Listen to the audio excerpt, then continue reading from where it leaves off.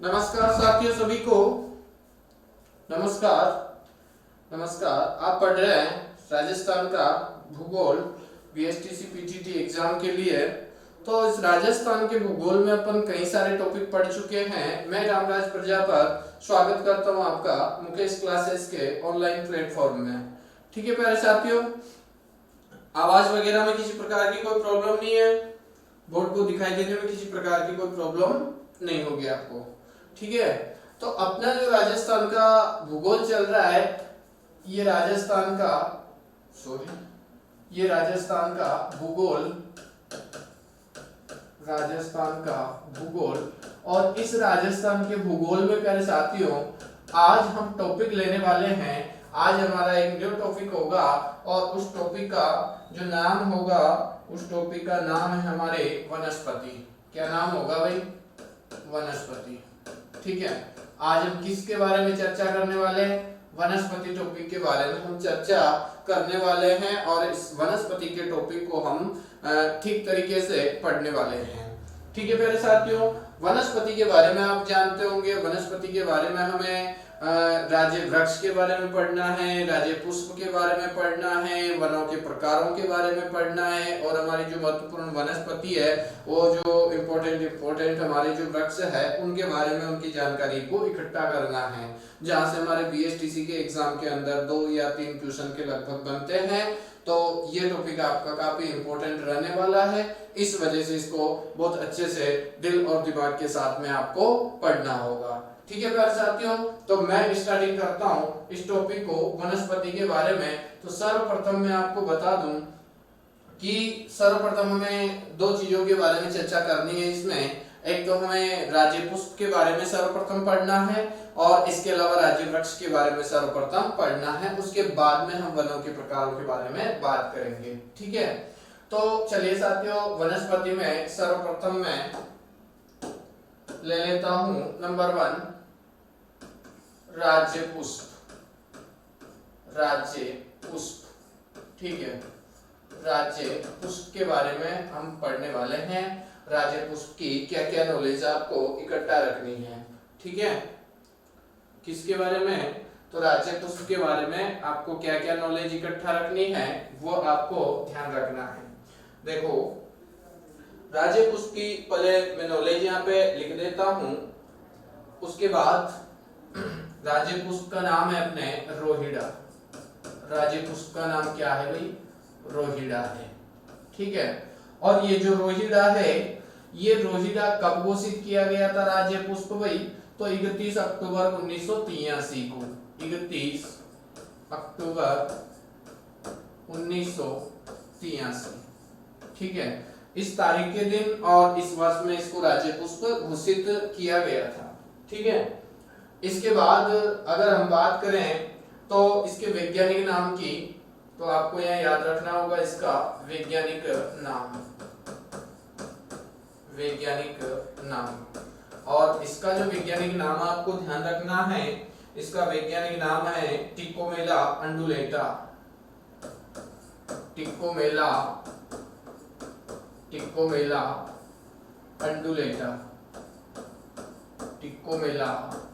अंडुलेटा इसका वैज्ञानिक नाम है।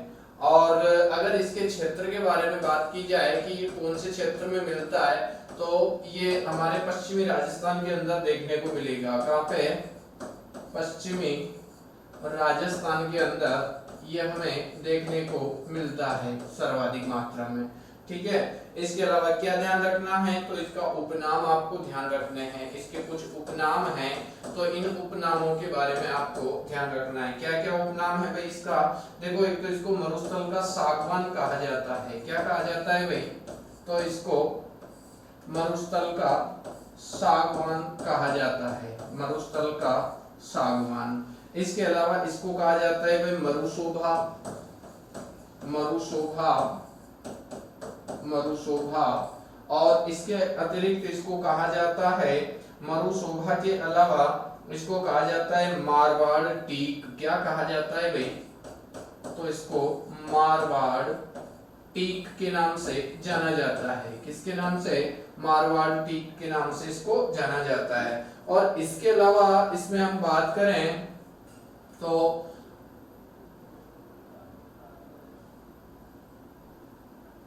ये जो अपने इसका उपयोग है, उपयोग आपको ध्यान रखना है कि क्या उपयोग है इसका, क्या उपयोग किया जाता है रोहिड़ा का। तो देखो इससे फर्नीचर, इससे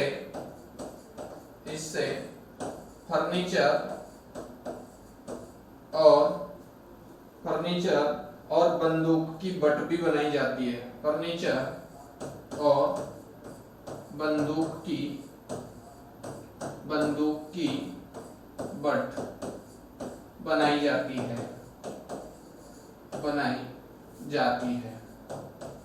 ठीक है, बंदूक की बट बनाई जाती है। तो ठीक है मेरे साथियों, आप इसको ठीक तरीके से ध्यान रखेंगे। हमारे जो राजस्थान के भूगोल में वनस्पति के चैप्टर को अपन ने स्टार्टिंग किया है, तो इसमें सर्वप्रथम मैंने आपको बताया है राज्य पुष्प के बारे में। किसके बारे में? राज्य पुष्प के बारे में। यहाँ से क्वेश्चन आपका जरूर बनता है बीएसटीसी के एग्जाम के अंदर, तो आपको ध्यान रखना है राज्य पुष्प, यानी कि पूछा जाता है, आपसे पूछा जाएगा बीएसटीसी के एग्जाम के अंदर कि राजस्थान का राज्य पुष्प क्या है भाई। तो राजस्थान का राज्य पुष्प हो जाएगा अपने रोहिड़ा। कौन हो जाएगा? तो राजस्थान का राज्य पुष्प हो जाएगा अपने रोहिड़ा। और ये कब घोषित किया गया, तो ये भी डेट भी आपको ध्यान रखनी है कि ये कब राज्य पुष्प घोषित किया गया। तो ये किया गया भाई 31 अक्टूबर 1983 को। कब किया गया? 31 अक्टूबर 1983 को। इसका वैज्ञानिक नाम आपको ध्यान रखना है कि इसका वैज्ञानिक नाम क्या है। वैज्ञानिक भाषा में इसको वैज्ञानिक लोग क्या कहते हैं इस रोहिड़ा को? तो इसका नाम है टिक्कोमेला अंडुलेटा। क्या कहा जाता है इसको? तो इसको टिक्कोमेला अंडुलेटा के नाम से जाना जाता है। दूसरी बात आपको ध्यान रखना है कि रोहिड़ा राजस्थान में सर्वाधिक कौन से क्षेत्र के अंदर पाया जाता है। तो इसका क्षेत्र आपको ध्यान रखना है, और इसका क्षेत्र है हमारे पश्चिमी राजस्थान, यानी कि पश्चिमी राजस्थान के अंदर आपको सर्वाधिक रोहिड़ा के वृक्ष देखने को मिलेंगे।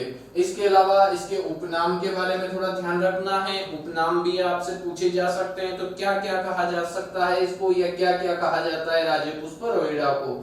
तो देखो मरुस्थल का सागवान कहा जाता है। पश्चिमी राजस्थान इसका एरिया है, और पश्चिमी राजस्थान आप पढ़े हुए हैं कि वो मरुस्थल है, तो उस मरुस्थल का क्या कहा जाता है? इसको सागवान कहा जाता है। सागवान एक मजबूत लकड़ी होती है, इसकी भी बहुत मजबूत लकड़ी होती है, तो मरुस्थल का सागवान इसको कहा जाता है भाई।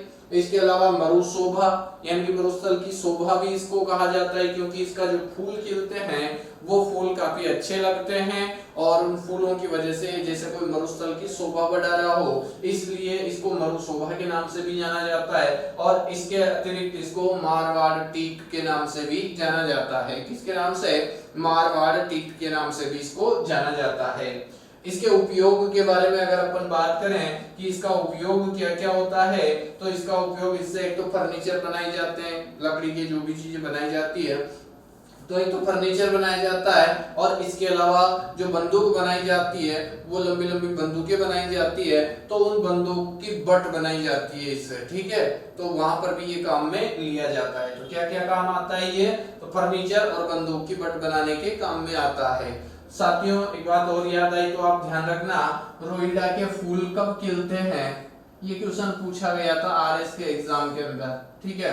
तो ये यहाँ पे लिख देता हूं मैं, रोहिड़ा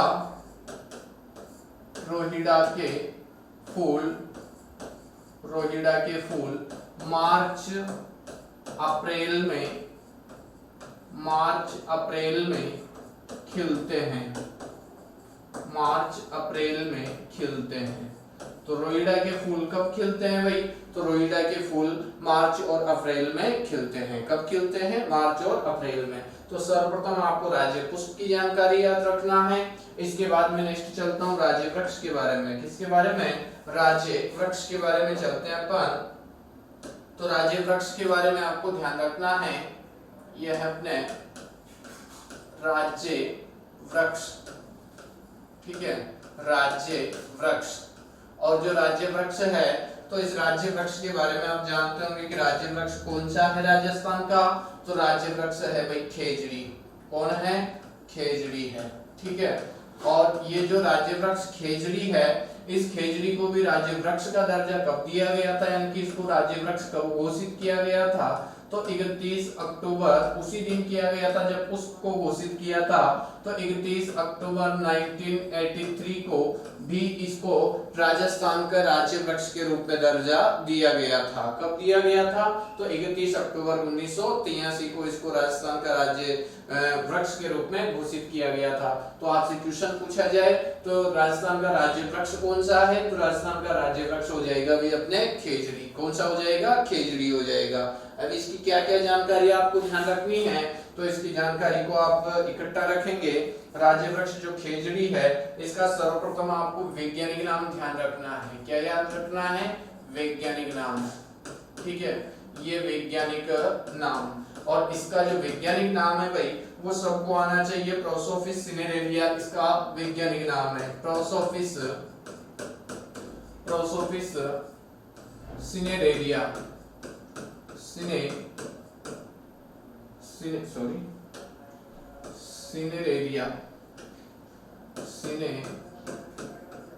सिनेरेरिया, ये इसका वैज्ञानिक नाम हो जाएगा, प्रोसोफिस सिनेरेरिया। ठीक है, इसके अलावा इसका क्षेत्र आपको ध्यान रखना है कि कौन से क्षेत्र में खेजड़ी सर्वाधिक मात्रा में पाया जाता है, तो खेजड़ी सर्वाधिक पाया जाता है वे पश्चिमी राजस्थान में। कौन से राजस्थान में, पश्चिमी राजस्थान में पाया जाने वाला वृक्ष है ये पश्चिमी राजस्थान। ठीक है, तो इसका क्षेत्र भी आपको ध्यान रखना है। इसके अलावा इसके भी उपनाम आपको ध्यान रखने हैं कि क्या क्या उपनामों से इसको जाना जाता है खेजड़ी को, तो इसके बारे में आपको ध्यान रखना है। एक तो इसको कहा जाता है थार का कल्प वृक्ष। क्या कहा जाता है भाई, थार का कल्प वृक्ष इसको कहा जाता है। एक तो कहा जाता है इसको थार का कल्प वृक्ष। इसके अलावा मरुस्थल का हरा सोना इसको कहा जाता है। मरुस्थल का हरा सोना क्या कहा जाता है भाई इसको, मरुस्थल का हरा सोना के नाम से इसको जाना जाता है। इसके अलावा इसको कहा जाता है राजस्थान का गौरव। क्या कहा जाता है भाई, तो इसको कहा जाता है राजस्थान का गौरव। राजस्थान का गौरव इसको कहा जाता है। इसके अलावा इसके पूजा के बारे में अगर बात की जाए कि खेजड़ी की पूजा की जाती है राजस्थान में, तो इसकी पूजा कब की जाती है, तो इसकी पूजा होती है दशहरे पर। कब होती है भाई, दशहरे पर इसकी पूजा की जाती है। और दशहरा पर इसकी जो पूजा होती है, यानी कि इसकी आपको तिथि वगैरह ये ध्यान रखना है, मास आपको ध्यान रखना है। अश्विन शुक्ला दशमी को कब होती है इसकी पूजा, तो अश्विन मास की शुक्ल पक्ष की दशमी को जिस दिन हमारी क्या होता है भाई, दशहरा होता है, तो इस दिन इसकी पूजा की जाती है। इसकी पत्तियां लोम कहलाती है। ठीक है, आपको ध्यान रखना है, पत्तियां लोम कहलाती है। पत्तियां लोम कहलाती है। इसके जो फूल है ये फूल कहलाते हैं भाई मिंजर। क्या कहलाते हैं फूल इसके, तो मिंजर कहलाते हैं। ये भी आपको ध्यान रखना है। इसके अलावा आपको ध्यान रखना है इसकी फली सांगरी कहलाती है। फली सांगरी कहलाती है। फली को क्या कहा जाता है, सांगरी।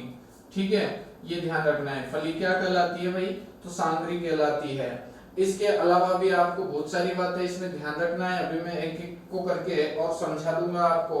तो लोक देवता गोगा जी का जो थानक है, लोक देवता गोगा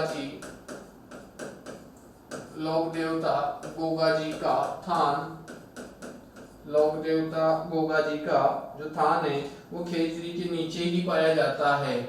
थान खेजड़ी के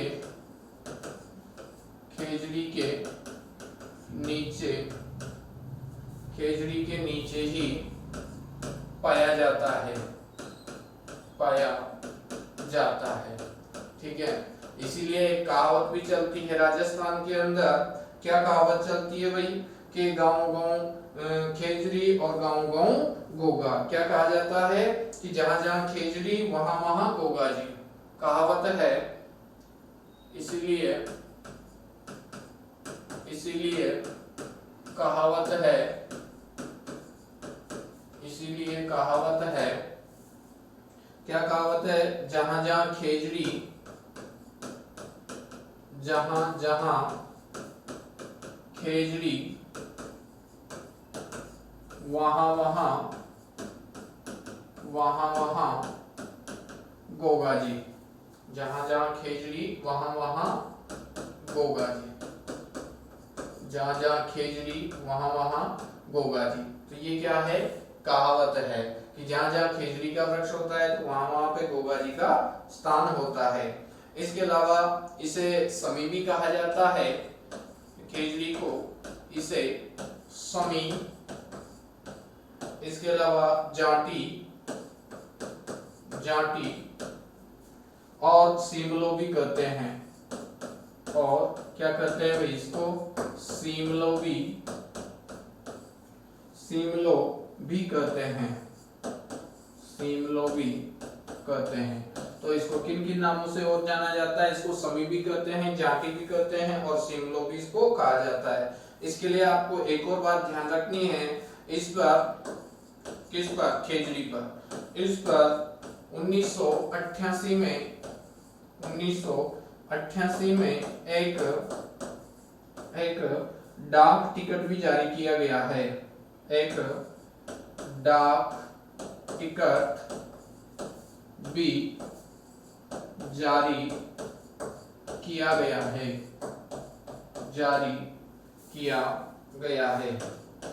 डाक टिकट भी जारी किया गया है। और इसके अलावा आपको ध्यान रखना है, खेजड़ी दिवस जो है, खेजड़ी दिवस वो प्रतिवर्ष 12 सितंबर को मनाया जाता है। खेजड़ी दिवस 12 सितंबर को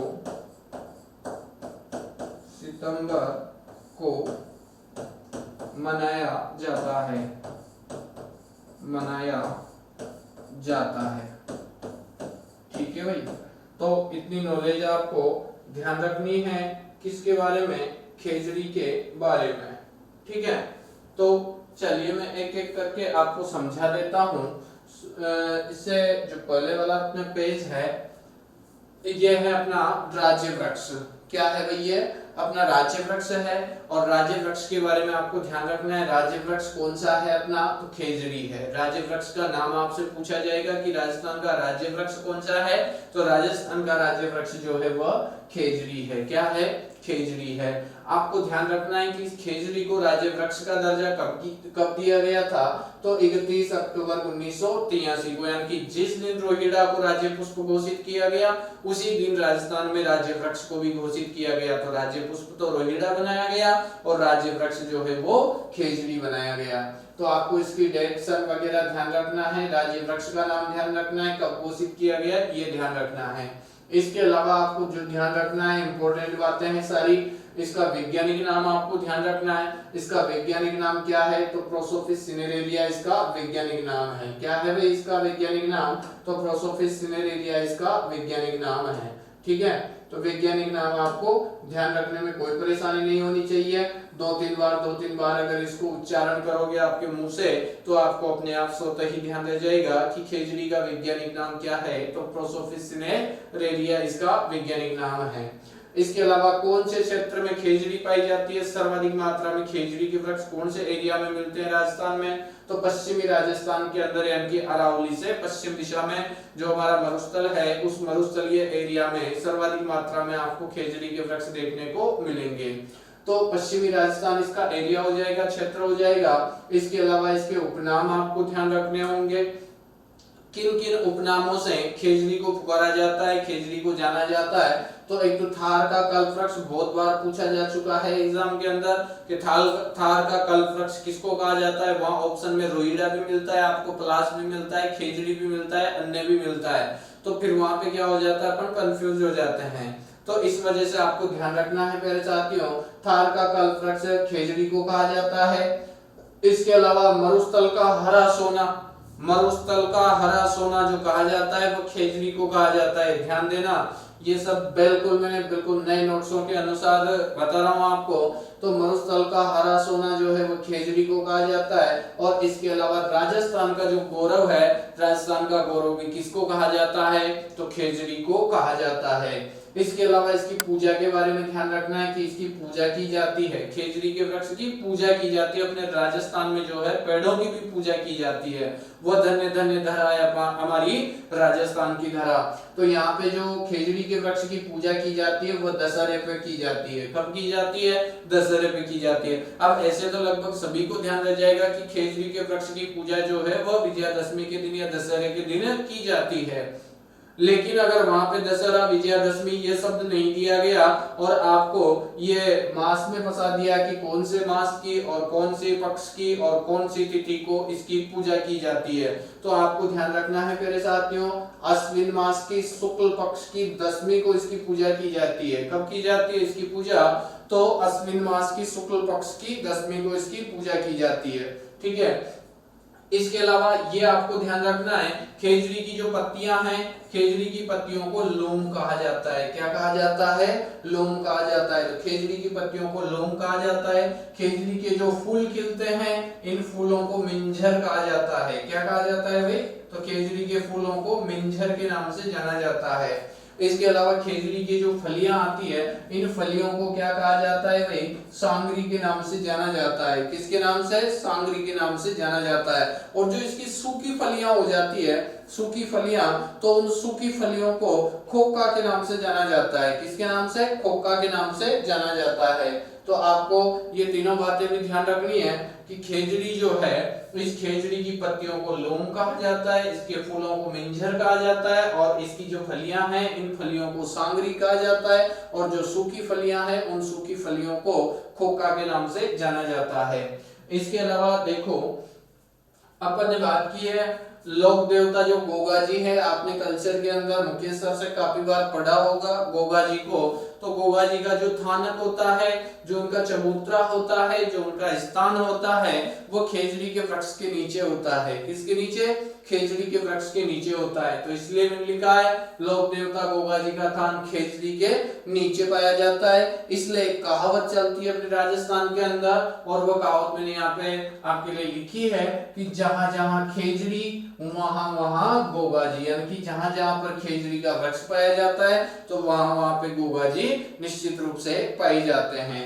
यानी कि जहां जहां पे खेजड़ी तो वहां वहां पर गोगा जी। तो ये कहावत भी आपको ध्यान रखना है, जहां जहां खेजड़ी वहां वहां गोगा जी।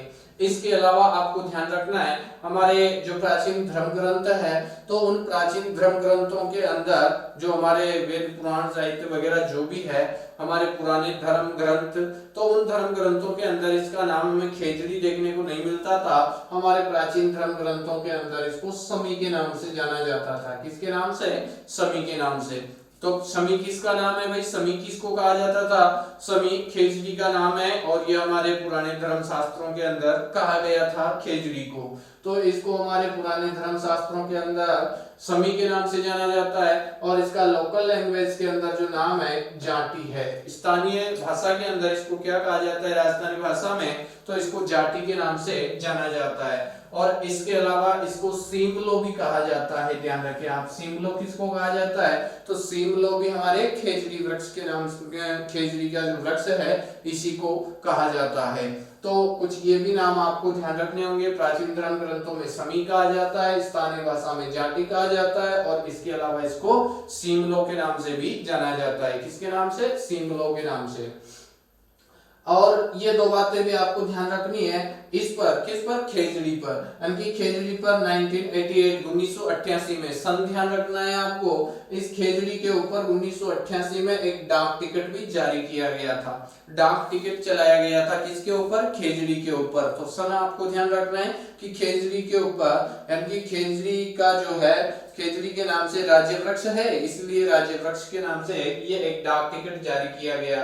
तो खेजड़ी के ऊपर डाक टिकट कब जारी किया गया, तो इसका सन आपको ध्यान रखना है 1988 में खेजड़ी पर डाक टिकट जारी किया गया है। इसके अलावा खेजड़ी दिवस के बारे में आपको ध्यान रखना है कि खेजड़ी दिवस कब मनाया जाता है। तो खेजड़ी दिवस जो है वो 12 सितंबर को मनाया जाता है। खेजड़ी दिवस कब मनाया जाता है भाई?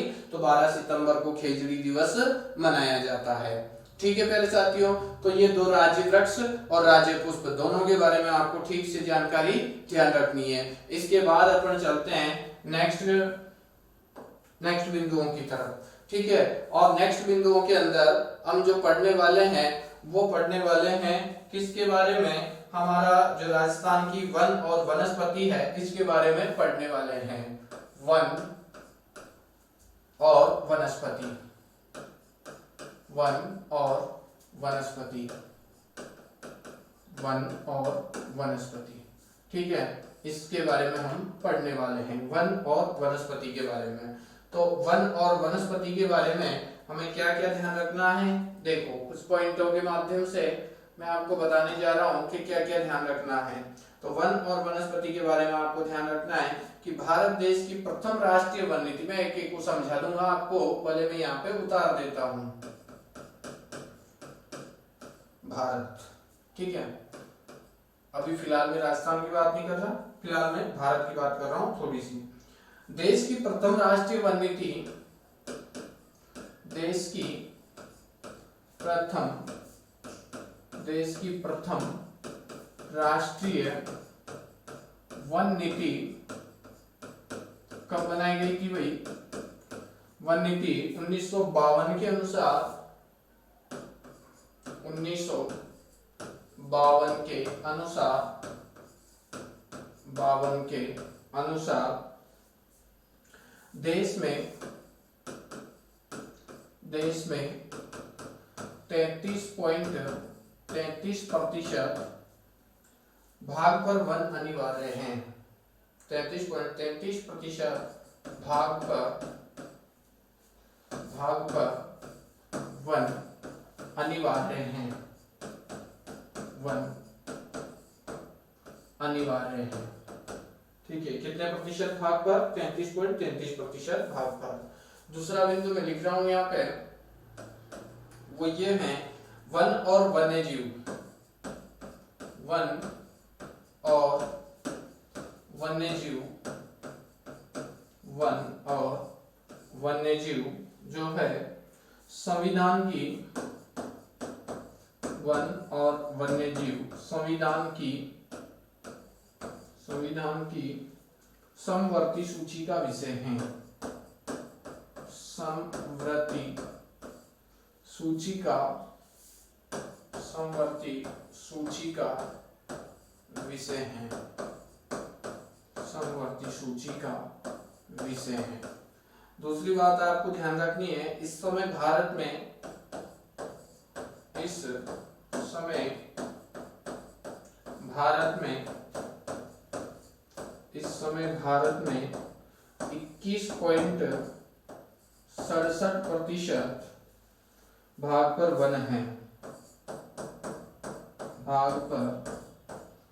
है, ठीक है। और इसके अलावा आपको ध्यान रखना है सर्वाधिक वन मध्य प्रदेश में, सर्वाधिक वन मध्य प्रदेश में, सर्वाधिक वन मध्य प्रदेश में, तथा सबसे कम वन हरियाणा में है, तथा सबसे कम वन हरियाणा में है, हरियाणा में है, हरियाणा में है। इसके बाद हम राजस्थान के बारे में चर्चा करेंगे, ठीक है। तो सर्वप्रथम आपको पहले ये थोड़ी सी जानकारी वन और वनस्पति के बारे में जो ध्यान रखना है, सर्वप्रथम भारत की लोकेशन, आपको भारत की स्थिति के बारे में ध्यान रखना है। तो वन और वनस्पति हम पढ़ने वाले हैं, राजस्थान के बारे में पढ़ने वाले हैं, लेकिन इसकी भूमिका बनाने के लिए पहले अपन को भारत की स्थिति के बारे में थोड़ा सा ध्यान रखना होगा कि भारत में वनों की कंडीशन क्या है। तो आपको भारत देश के बारे में ध्यान रखना है। ये अपना जो भारत है, इस भारत में यानी देश की पहली राष्ट्रीय वन नीति, देश की प्रथम राष्ट्रीय वन नीति कब बनाई गई थी भाई? 1952 1952 में बनाई गई थी। बाद में यानी कि 1988 में भी इसमें कुछ संशोधन कर दिया गया और नई नीति घोषित कर दी गई, कुछ परिवर्तन करके 1988 में भी बना दिया गया। लेकिन मैं बात कर रहा हूँ केवल प्रथम वन नीति की, पहली राष्ट्रीय वन नीति की। तो देश की पहली जो राष्ट्रीय वन नीति है वो बनाई गई थी 1952 में। कब बनाई गई थी? 1952 में बनाई गई थी। तो देश की पहली राष्ट्रीय वन नीति 1952 के अनुसार अगर हम बात करें तो देश में 33.33% ये वन नीति ये कहती है अपन से कि पूरा जो भारत देश है, इस पूरे भारत देश में 33.33% भाग पर यानी कि 1/3 भाग पर क्या होना अनिवार्य है? वन होना अनिवार्य है। कितने प्रतिशत भूभाग पे? 33.33% भूभाग पे, यानी कि 1/3 भूभाग पर पूरा जो भारत है, इस पूरे भारत के अगर 3 भाग कर दें तो 3 भागों में से 1 भाग पे तो वनों का होना जरूरी है। ठीक है, या दूसरे शब्दों में कहें तो 33.33% भूभाग पर वनों का होना अनिवार्य है। लेकिन नहीं है दोस्तों, इसलिए तो अपने साथ में ये प्राकृतिक आपदाएं आती रहती है, कई प्रकार की परेशानियों का सामना हम करते रहते हैं, तो ये नहीं है इस वजह से।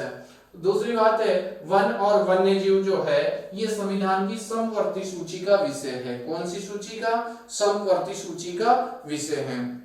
देखो संविधान में आपने नाम सुना होगा तो 3 प्रकार के हमारी जो 7वीं अनुसूची है, उस 7वीं अनुसूची में हमारे ये जो विषय हैं इनको डिवाइड किया गया है शक्तियों में, जैसे कि संघ सूची का विषय, राज्य सूची का विषय। यानी कि संघ सूची का जो विषय है तो संघ सूची के विषय पे केंद्र सरकार ही कानून बना सकती है, यानी कि संसद के द्वारा ही कानून बनाया जा सकता है। राज्य सूची का विषय है तो राज्य सूची के विषय पे राज्य ही काम करेगा और राज्य ही वहां पे कानून बनाने का काम करेगा। तो दो, तो एक तो संघ सूची का विषय और एक राज्य सूची का विषय, 2 विषय इंपॉर्टेंट। संघ सूची के विषय पे कौन काम करेगा? केंद्र काम करेगा, ठीक है, जबकि राज्य सूची के विषय पे राज्य काम करेगा। लेकिन एक तीसरी सूची है समवर्ती सूची, जिसपे दोनों मिलके और सामूहिक रूप से काम करते हैं, जैसे केंद्र भी काम करता है और राज्य भी काम करता है। तो जहां पे जिन विषयों पे दोनों मिलके काम करते हैं तो उस विषय को कहा जाता है समवर्ती।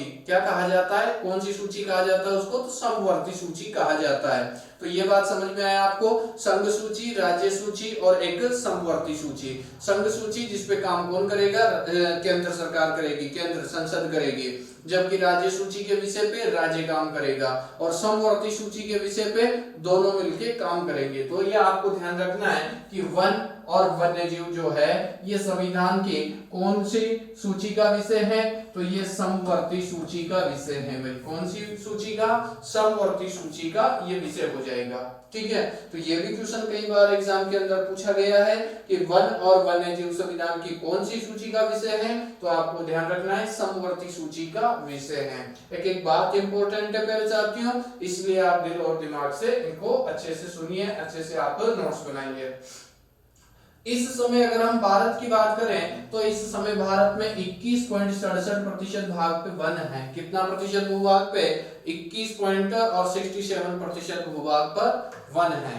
तो आपको ध्यान रखना है, होना कितना चाहिए? 33.33%। हमारी राष्ट्रीय वन नीति क्या कहती है कि 33.33% भाग पर होना जरूरी है, लेकिन है कितना अपने पास में? 21.67%। 21.67% भूभाग पर ही हमारे भारत में केवल वन पाए जाते हैं। तो ये काफी कम है जो हमारी वन नीति कहती है, उसके अनुसार तो इतना होना चाहिए, लेकिन केवल इतना ही है। तो इस वजह से ये काफी कम है, और ये कम है इस वजह से हमारे प्राकृतिक समस्याएं उत्पन्न होती रहती है।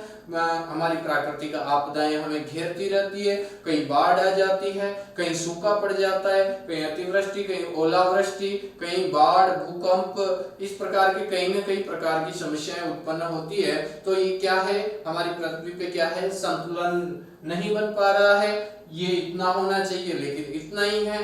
तो पूरी संपूर्ण विश्व की अगर हम बात करें तो पूरे संपूर्ण विश्व में भी पृथ्वी का जो पर्यावरण संतुलन है ये डगमगा रहा है। इसकी वजह से आज हमें तरह तरह की प्राकृतिक समस्याओं का सामना करना पड़ रहा है। तो आप सबकी जिम्मेदारी बनती है कि मुकेश क्लासेस के नाम पे आप अपने जन्मदिन को, आजकल लोग सब जन्मदिन मनाते हैं, है ना, ट्रेंड चला हुआ है 7 डेढ़ साल से, सब फेसबुकों पे चलाएंगे, व्हाट्सएपों पे चलाएंगे, ट्विटर न जाने किस किस पे जन्मदिन, आए दिन लोगों के स्टेटस देखेंगे तो सबके स्टेटस में लगभग डेली कम से कम 2-2 3-3 के तो happy birthday happy birthday happy birthday दिखाई देगा।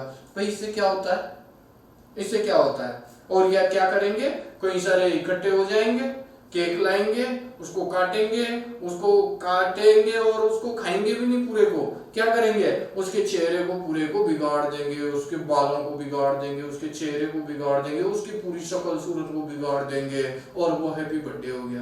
भाई ऐसा हैप्पी बर्थडे नहीं होना चाहिए। मैं आपको एक सलाह देता हूं कि अपने पास का इतने होने चाहिए और ये इतने ही है, तो अपने अपने जन्मदिन के दिन एक पौधा लगाएं और उस पौधे में पूरा दिन भर जो है हैप्पी बर्थडे का दिन, जिस दिन जन्मदिन हो तो उस दिन उस पौधे को लगाने में, उसकी साज सज्जा करने में, उसकी सुरक्षा व्यवस्था करने में, इनमें हमारा दिन पूरा होना चाहिए। फिर शाम को उसके साथ में सेल्फी लेके, फोटो लेके, अपने दोस्तों को बुला के मेरे जन्मदिन पे मैंने ये पौधा लगाया है, और उस पौधे के साथ में सेल्फी वगैरह लेके वहां पे अपने को जन्मदिन मनाना चाहिए। देखना अंदर से कैसा सुकून मिलता है, कितनी राहत मिलती है अंदर से, कितना अच्छा महसूस होगा, कितना बढ़िया महसूस होगा आपको, ठीक है। तो ऐसा काम करना चाहिए, लेकिन अलग प्रकार के हैप्पी बर्थडे मनाते हैं जो पाश्चात्य संस्कृति है उस तरीके के। तो आपको ध्यान रखना है प्यारे साथियों, इस समय हमारे भारत के अंदर कितने वन हैं, तो इस समय हमारे भारत के अंदर 21.67% भाग पर वन है।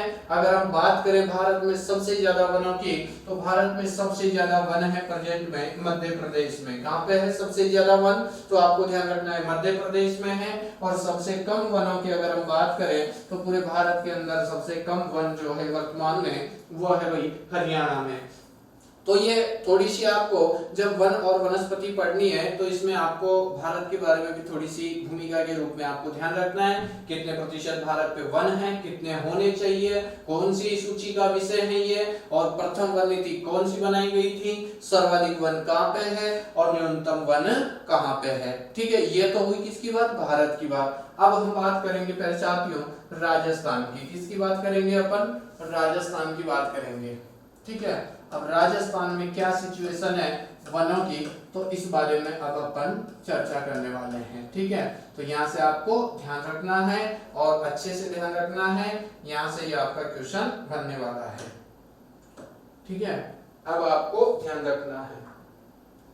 चलो राजस्थान के बारे में जब अपन ध्यान रखेंगे तो राजस्थान में क्या क्या ध्यान रखना है, सर्वप्रथम वन कानून, सबसे फर्स्ट पॉइंट आपको ध्यान रखना है। सर्वप्रथम वन कानून,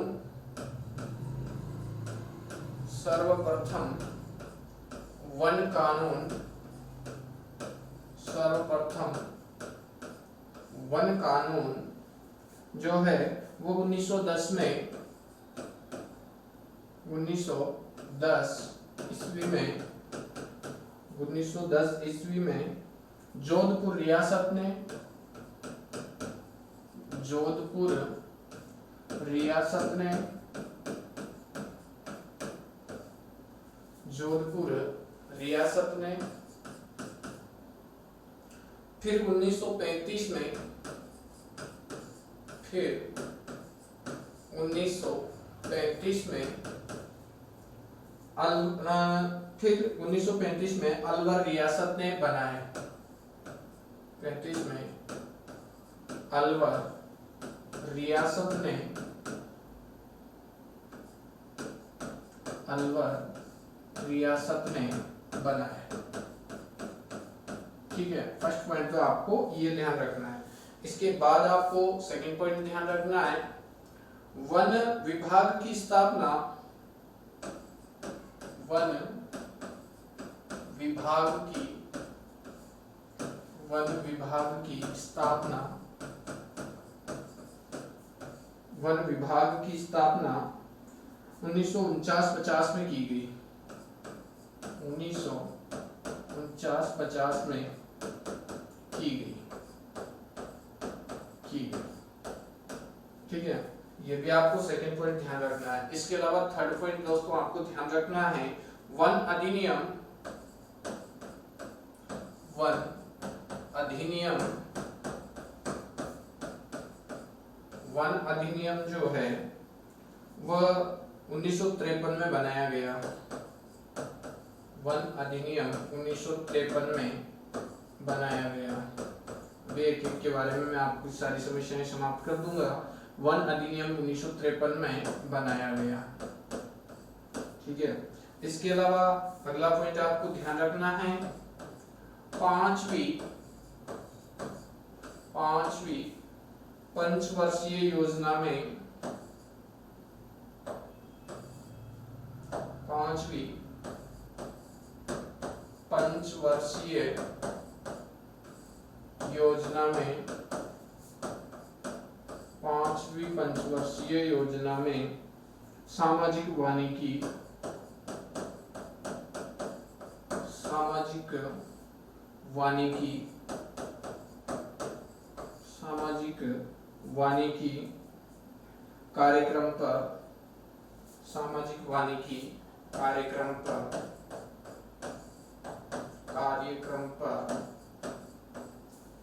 सामाजिक वानिकी कार्यक्रम पर जोर दिया गया,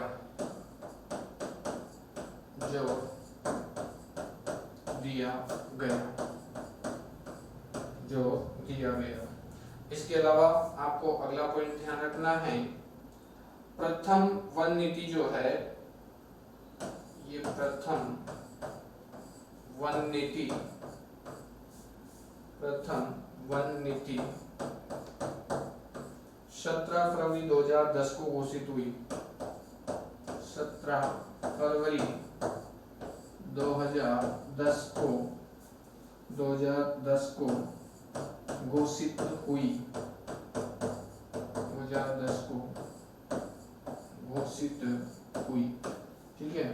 इसके अलावा नेक्स्ट आपको ध्यान रखना है अगले पॉइंट के रूप में, पहली वन नीति कब घोषित हुई भाई? 17 फरवरी 2010 को घोषित हुई। इसके अनुसार,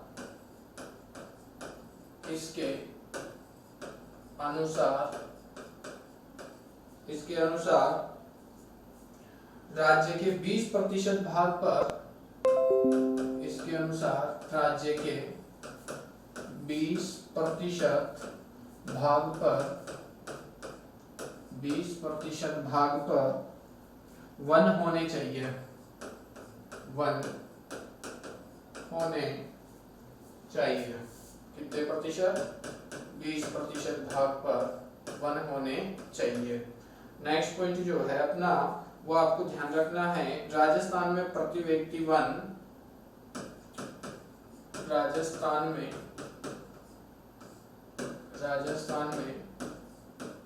प्रति व्यक्ति वन, प्रति व्यक्ति वन क्षेत्र, प्रति व्यक्ति वन क्षेत्र 0.36 हेक्टेयर है, 36 हेक्टेयर है। ये प्रति व्यक्ति ये वन है। भारतीय वन सर्वेक्षण रिपोर्ट के अनुसार, अगले पॉइंट में ध्यान रखना है, भारतीय वन सर्वेक्षण, भारतीय वन सर्वेक्षण रिपोर्ट के अनुसार आपको ध्यान रखना है, राजस्थान में वन क्षेत्र, राजस्थान में वन क्षेत्र 9.57%, 9.57%। यानी कि प्रमुख क्षेत्र पर भी ध्यान रखना है, 32,737 वर्ग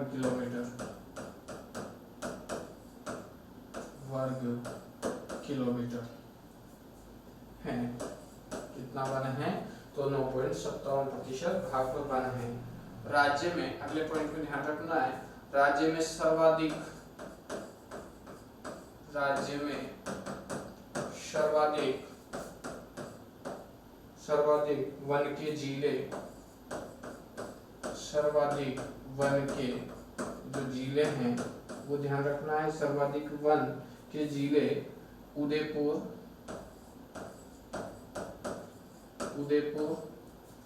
इसके अलावा है उदयपुर के अतिरिक्त आपको ध्यान रखना है अलवर,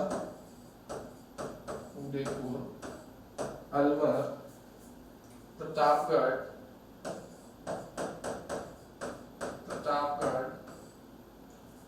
और बारां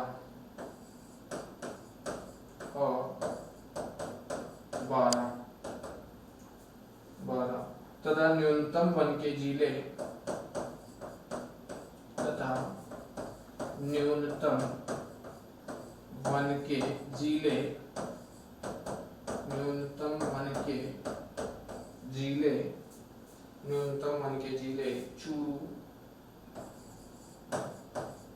चूरू, हनुमानगढ़,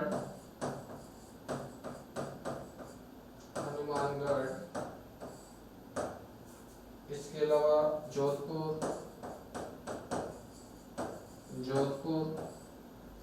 इसकी और गंगानगर है,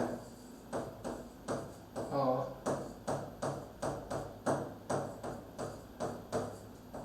गंगानगर है। जिले के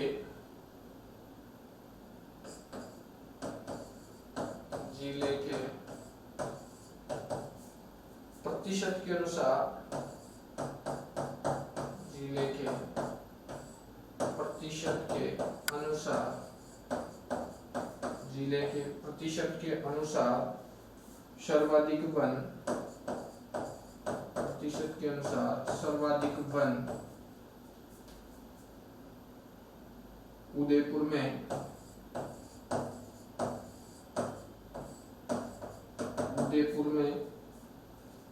तथा सबसे कम वन उदयपुर में, तथा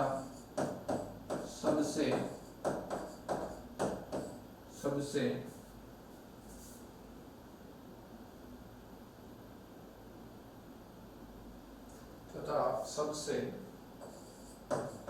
कम वन जोधपुर जिले में है।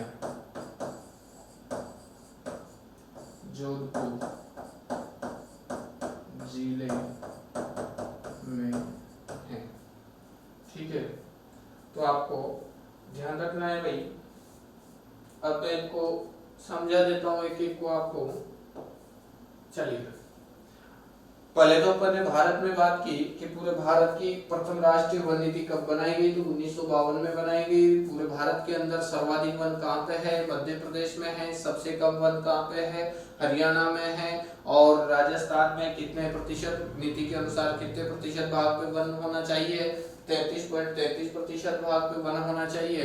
लेकिन कितने प्रतिशत भाग पे वन है? तो राजस्थान में लगभग 21.67% भाग पर ही, भारत में 21.67% भाग पर ही वन है, जो कि काफी कम है। अब हम बात कर रहे हैं राजस्थान की। तो आपको ध्यान रखना है, राजस्थान में सबसे पहली बार जो वन कानून बनाया गया वो 1910 में बनाया गया। सबसे पहली बार जो वनों के लिए कानून बनाया गया, तो सबसे पहली बार वनों के लिए कानून कब बनाया गया भाई? 1910 में। आपको ध्यान रखना है, सबसे पहली बार राजस्थान के अंदर वन कानून अगर बनाया गया तो वो 1910 में बनाया गया। और 1910 में कौन सी रियासत ने सबसे पहली बार वनों के लिए कानून बनाया, वनों को बचाने के लिए? तो जोधपुर रियासत ने सबसे पहली बार वनों को बचाने के लिए कानून बनाया। आपको 1730 की घटना मालूम होगी। जोधपुर में बड़ी घटना घटित हुई थी खेजड़ली गांव में, जहाँ पे खेजड़ी के वृक्षों को बचाने के लिए अमृता देवी के नेतृत्व में 363 स्त्री पुरुषों ने अपनी जान को गंवा दिया था। ठीक है, तो उसी का सबक लेते हुए, और वैसे मारवाड़ क्षेत्र में वन शुरुआत से कम थे, और कम होते हुए भी वहां पे जब जो एक संप्रदाय निवास करता है पश्चिमी राजस्थान के अंदर, विश्नोई संप्रदाय। कौन सा संप्रदाय? विश्नोई संप्रदाय, जो प्रकृति की रक्षा करने के लिए, पेड़ पौधों की रक्षा करने के लिए, जंगली जीवों की रक्षा करने के लिए अपने प्राणों को भी न्यौछावर कर देता है। तो इन सब बातों से सबक लेते हुए सबसे पहली बार अगर किसी रियासत ने वनों को बचाने के लिए कानून बनाया, वनों का संरक्षण करने के लिए अगर कानून बनाया, तो आपको ध्यान रखना है सबसे पहले कौन सी रियासत ने बनाया? जोधपुर रियासत ने। और कब बनाया? तो आपको ध्यान रखना है सबसे पहली बार 1910 में कानून बनाया। कौन सी रियासत ने? तो जोधपुर रियासत ने कानून बनाया। इसके बाद अगर किसी दूसरी जगह पे राजस्थान में वनों को बचाने के लिए कानून बना, तो वो 1935 में बनाया गया। और किस रियासत के द्वारा? अलवर रियासत के द्वारा। तो कौन सी रियासत के द्वारा दूसरी बार कानून बनाया गया? तो अलवर रियासत के द्वारा। कब बनाया गया? 1935 में। कब बनाया गया भाई? 1935 में बनाया गया। ठीक है, तो आपको ध्यान रखना है पहला कानून 1910 में बनाया गया जोधपुर रियासत में।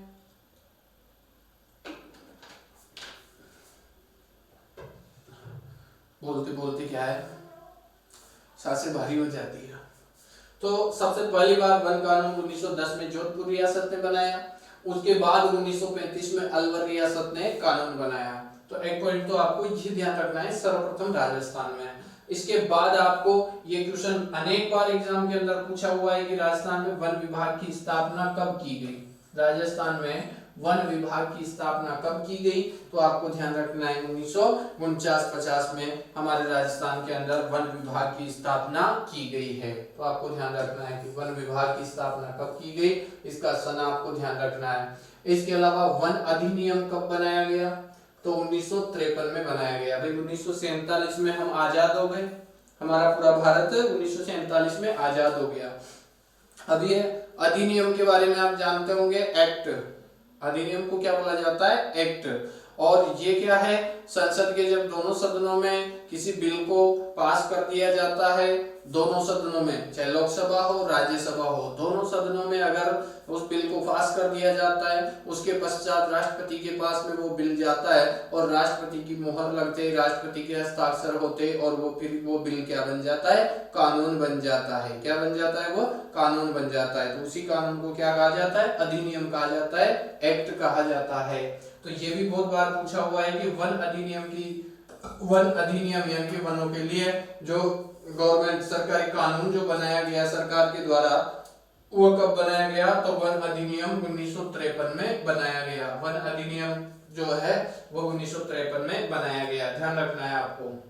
और सबसे ज्यादा जो सामाजिक वानिकी कार्यक्रम पे जो जोर दिया गया, सबसे ज्यादा जो सामाजिक वानिकी कार्यक्रम पे जो जोर दिया गया, वो 5वीं पंचवर्षीय योजना में। कौन सी पंचवर्षीय योजना में? 5वीं पंचवर्षीय योजना में सामाजिक वानिकी कार्यक्रम पर सबसे ज्यादा जोर दिया गया है। इसके अलावा आपको ये ध्यान रखना है, राजस्थान में पहली बार वन नीति जो बनाई गई, ये पूछा जा सकता है आपसे, राजस्थान में सर्वप्रथम वन नीति कब बनाई गई? तो राजस्थान में प्रथम वन नीति जो है वह 17 फरवरी 2010 को बनाई गई। कब बनाई गई? 17 फरवरी 2010 को घोषित की गई राजस्थान में पहली बार वनों के लिए नीति। और ये नीति क्या कहती है? तो ये नीति जो कहती है वो मैंने आगे लिखा हुआ है कि इस नीति के अनुसार राज्य के कितने प्रतिशत भाग पे? 20% भाग पर वन होने चाहिए।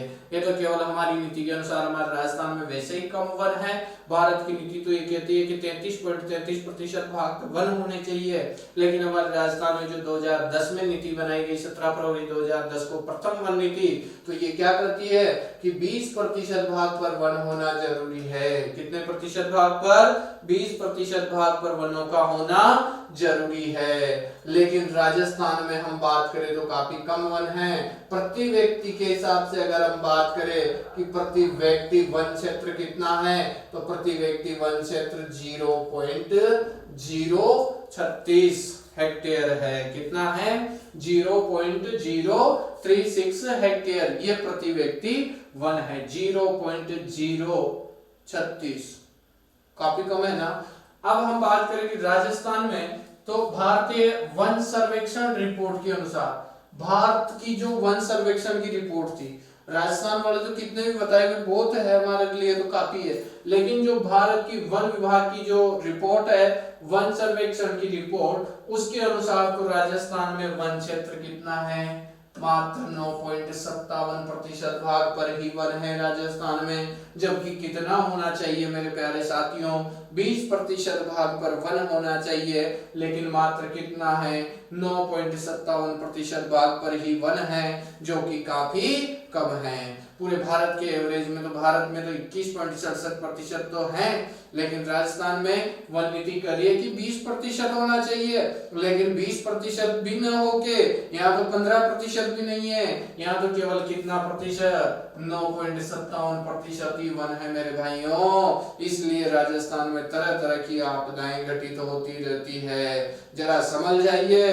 मेरी युवा पीढ़ी, उछल जाइए मेरी सब युवा पीढ़ी, मेरे सब पढ़े लिखे नौजवान भाइयों, आप ये पाश्चात्य संस्कृति को अपनाने के बजाय एक एक पेड़ के लिए, अगर मैं ज्यादा की नहीं कह रहा, एक व्यक्ति, एक पढ़ा लिखा व्यक्ति भी अगर एक पेड़ पौधा पाल लेगा, एक पेड़ लगा देगा। अब पेड़ का मतलब ये नहीं होता है कि छोटा सा सदाफूली का पौधा लगा दिया, फूल का पौधा लगा दिया और के पौधरोपण करते हुए, ऐसे पौधरोपण नहीं होता है भाई। ऐसा पेड़ लगना चाहिए ताकि वो थोड़ा बड़ा विशाल वृक्ष हो, जिसमें पशु पक्षी वगैरह जो पक्षी है वो घोंसले बना सके, अपने घर बना सके, और वो हमको दुआएं दे सके कि यार जिसने भी ये पेड़ लगाया है वास्तव में मजा आ गया, मेरा घर तो इसमें बना हुआ है। वो पक्षी भी क्या, उन परिंदों की दुआएं काम आती है मेरे प्यारे साथियों।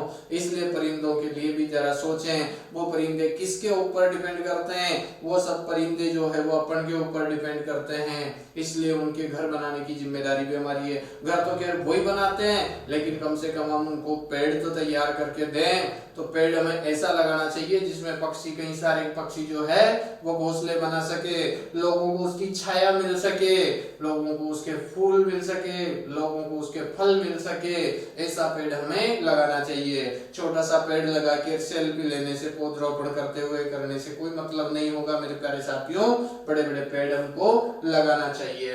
तो ठीक है, भारतीय वन सर्वेक्षण रिपोर्ट के अनुसार राजस्थान में मात्र कितने वन हैं, 9.57% भाग पर ही वन है। और अगर हम इस क्षेत्रफल की बात करें तो 32,737 वर्ग किलोमीटर क्षेत्रफल ही वन है। राजस्थान का क्षेत्रफल कितना है, 3,42,239 वर्ग किलोमीटर, और वन कितना है, मात्र 32,737 वर्ग किलोमीटर पे वन है, जो कि काफी कम है। बढ़ना चाहिए मेरे प्यारे साथियों, बढ़ना चाहिए, बहुत ज्यादा बढ़ना चाहिए। पर्यावरण में संतुलन आना चाहिए, हमारी पृथ्वी पे संतुलन आना चाहिए। और अगर इस पे संतुलन नहीं आएगा तो अपन को समस्याएं हैं। 21वीं सदी में हम जो जिएंगे, किसी भी प्रकार की परेशानी आए, अपन कितना ही प्रकृति पे विजय प्राप्त करने की कोशिश कर ले, लेकिन विजय प्राप्त नहीं कर पाएंगे जब तक हम इस पे संतुलन नहीं ला देते। तो आपको ध्यान रखना है राज्य में सर्वाधिक वन के बारे में। तो राज्य में सर्वाधिक वन के जिले उदयपुर, सबसे ज्यादा वन कहाँ पे है राजस्थान में, तो आपसे पूछा जाए तो सर्वाधिक वन है उदयपुर में। उसके बाद सेकंड नंबर पे अलवर है, यानी कि उदयपुर के बाद सर्वाधिक वन अलवर में है। और अलवर के बाद थर्ड नंबर पे सर्वाधिक वन प्रतापगढ़ में है। प्रतापगढ़ के बाद सर्वाधिक वन फोर्थ नंबर पे 12 है। तो सर्वाधिक वनों की दृष्टि से आपको 4 जिले याद रखना है। Number 1 Udaipur, number 2 Alwar, number 3 Pratapgarh, number 4 12। जबकि न्यूनतम वन, सबसे कम वन कहाँ पे है, तो न्यूनतम वनों की बात करें तो सबसे कम वन के जिले हैं, जिनमें सबसे कम वन है चूरू में। इसके बाद इस चूरू से थोड़े से ज्यादा है हनुमानगढ़ में, इस हनुमानगढ़ से थोड़े से ज्यादा है जोधपुर में, और जोधपुर से थोड़े से ज्यादा है गंगानगर में। तो सबसे कम वन वाले भी आपको क्रमशः 4 जिले याद रखने हैं, और सर्वाधिक वन वाले भी आपको क्रमशः 4 जिले याद रखने हैं। लेकिन अगर बात की जाए परसेंटेज की, प्रतिशत की, कि जिलों के प्रतिशत के अनुसार सर्वाधिक वन कहाँ पे है, तो जिले में प्रतिशत के अनुसार सबसे ज्यादा वन उदयपुर में है। प्रतिशत के हिसाब से सबसे ज्यादा वन उदयपुर में है, और प्रतिशत के हिसाब से सबसे कम वन जो है वो जोधपुर जिले में है। यानी कि प्रतिशत के अनुसार सर्वाधिक वन उदयपुर में है, तथा सबसे कम वन जो है वो जोधपुर में है। कहां पर है, जोधपुर में है। ठीक है, तो ये तो हुई हमारे आज थोड़ी सी चर्चा राजे पुष्प की, राजे वृक्ष की, और इसके अलावा हमारा जो वन और वनस्पति है इसकी ये थोड़ी सी भूमिका वाली बात है। और अब हम बात करने वाले हैं वनों के प्रकारों के बारे में। किसके बारे में? वनों के प्रकारों के बारे में कि राजस्थान में कितने प्रकार के वन देखने को मिलते हैं। तो राजस्थान में मेरे प्यारे साथियों 5 प्रकार के वन हमें देखने को मिलेंगे। कितने प्रकार के? 5 प्रकार के वन हमें देखने को मिलते हैं। तो उन 5 प्रकार के वनों के प्रकारों के बारे में हमें ध्यान रखना है कि कौन सा प्रकार का कितने प्रतिशत वन है और वो कहाँ पे पाए जाते हैं, प्रमुख वृक्ष कौन कौन से हैं उनमें, तो वो सब बात हमें करनी है। उसके बाद कुछ वनस्पति के बारे में हमें कुछ पेड़ पौधों के बारे में पढ़ना है। ठीक है मेरे साथियों, तो अभी की क्लास में इतना ही। मिलेंगे हम नेक्स्ट क्लास में जल्दी इस टॉपिक के साथ में, वनों के प्रकार के साथ में। ठीक है मेरे प्यारे साथियों, ओके, जय श्री राम, जय हिंद।